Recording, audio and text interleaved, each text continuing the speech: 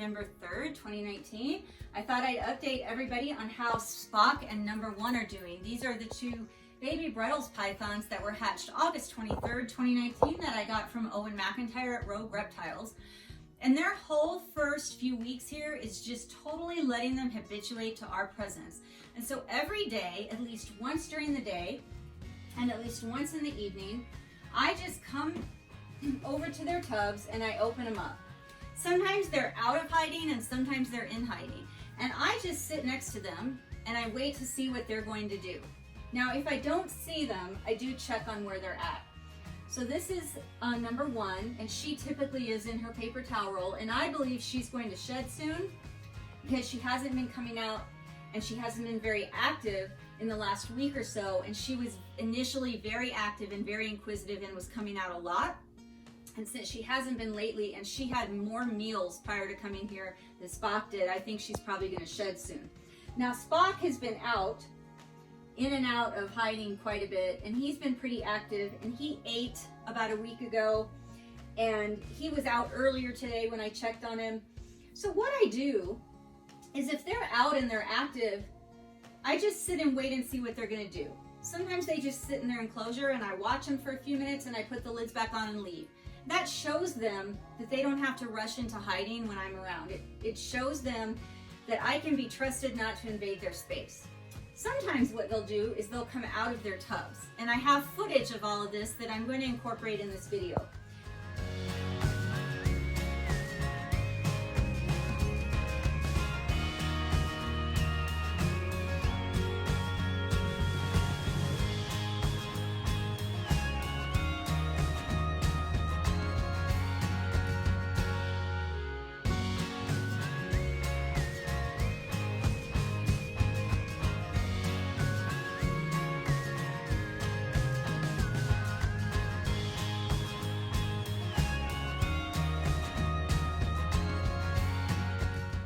On days when they choose to come out of their tubs, I also just sit here and watch them. I watch where they're going to go and I watch what they do. And sometimes they climb towards me and sometimes they climb around their environment. And the only time that I put my hands on them is if they're going into an off-limits area or they're straying too far away from their tubs. And I simply grab them towards their middle and I gently but confidently lift them up and move them back to their tubs. And then I continue to observe their behavior.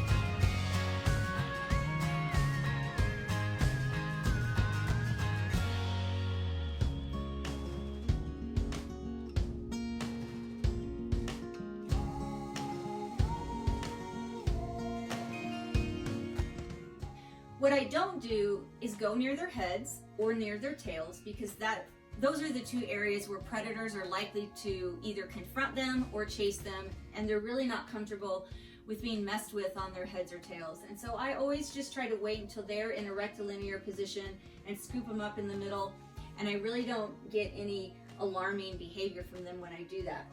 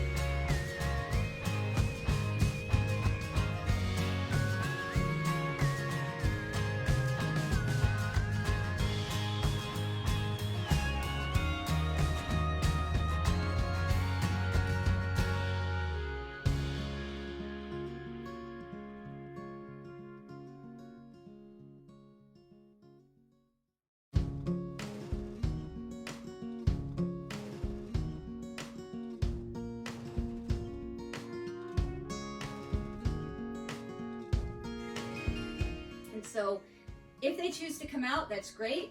I let them do what they're going to do. I watch them. I let them habituate to my presence, and I let them start to learn that I'm not going to grab them, that I'm not going to invade their space, and that they're free to behave as they wish while I'm sitting here, and I'm not necessarily going to interfere. The only time I'll interfere is if they're going someplace where I'm afraid they're going to get lost or that could be dangerous to them, and then I put them back. During times like now, when they're both in hiding and they're not choosing to come out, I just sit here for a few minutes, and then I do check them like I showed you. I lift up and check and make sure I know where they are. I check if their tub's being cleaned. I check that they have water, and then I just put the lids back on.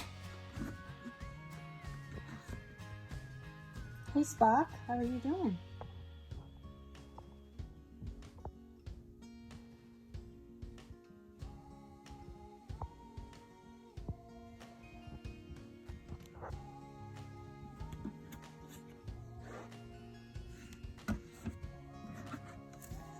Oh, sorry, number one.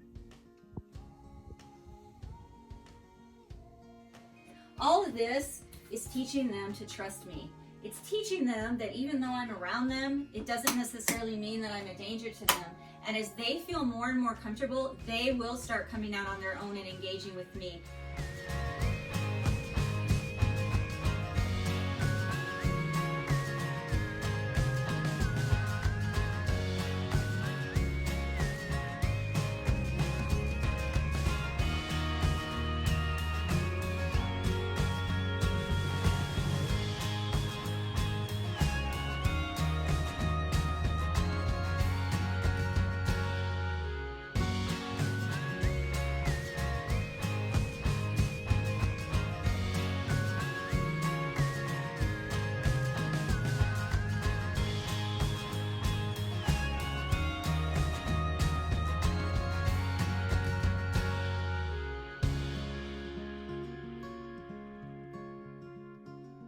Have found even with adult snakes and juvenile snakes that I've taken in, it's better to allow them to come out of their enclosures and choose to engage with me. And they often do that after just a few weeks of habituation, rather than me reaching in and trying to force them out. That's when we have issues. That's when you get fearful behavior in the snakes. That's when you might get struck at or bitten. And that is not building trust between you and your animal. And these animals are going to be my family members for hopefully 20 years or longer. And so I can take 20 weeks, or I can even take a year, and let them gradually habituate to me on their own.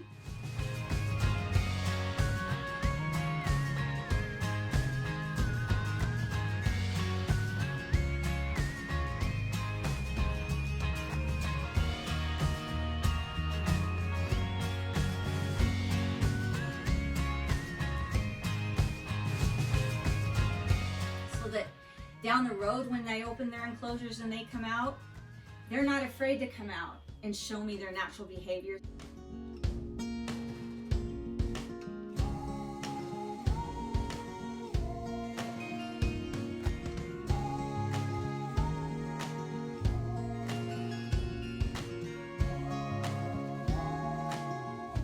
And they're not afraid to come out and even come towards me and crawl on me. And I really feel like that's the best way to allow them to desensitize and habituate to human handling, is to let them come to you.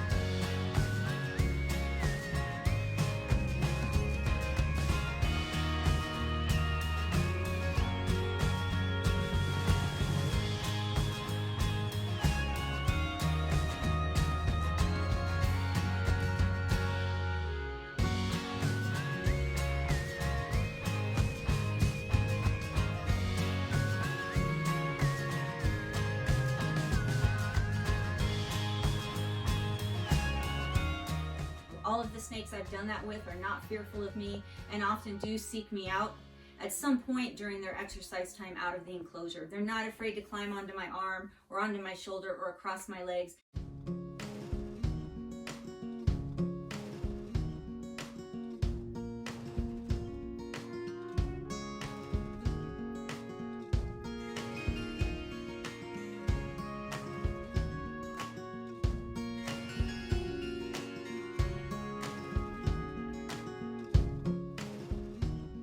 in when I pick them up.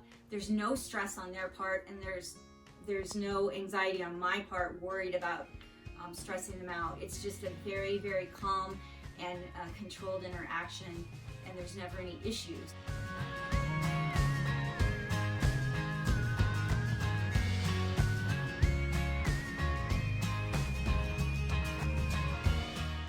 I always allow them to come to me. I don't reach in and grab them unless there's some exigent circumstances or it's an emergency.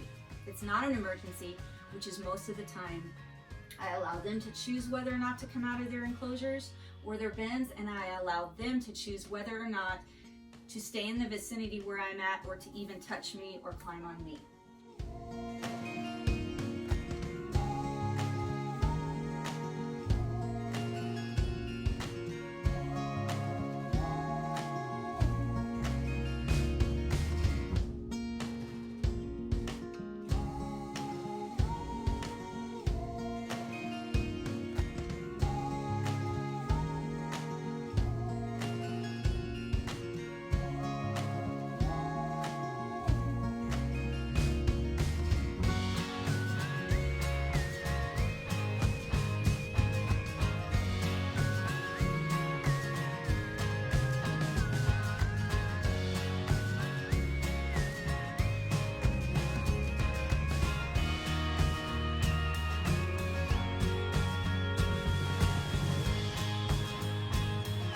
Spock and Number 1 are both doing very, very well. Spock has had one meal since he's been here. Hi, Spock. Spock ate his first frozen thawed fuzzy mouse tonight. He looks like he's ready to eat another one. What a good boy. Neither have shed yet, but I suspect that Number 1 is close to shedding, and I just think they're doing great.